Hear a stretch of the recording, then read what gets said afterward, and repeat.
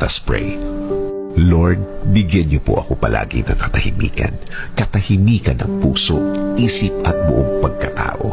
Sa pananahimik kong ito, hindi po ako malakas. Inaamin ko po sa inyo, Panginoon.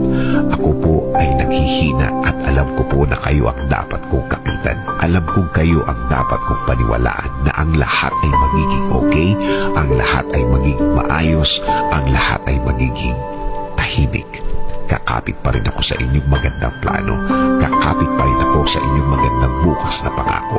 Alam kong ang lahat ng oras na may problema ay mabilis na lilipas, mabilis na mawawala.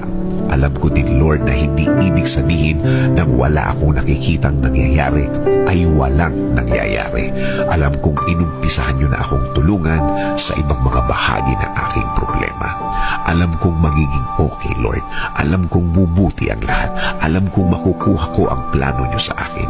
I-guide niyo po ako at ituro mo sa akin, Lord, ang tama at tahimik na paraan. In Jesus' name we pray. Amen.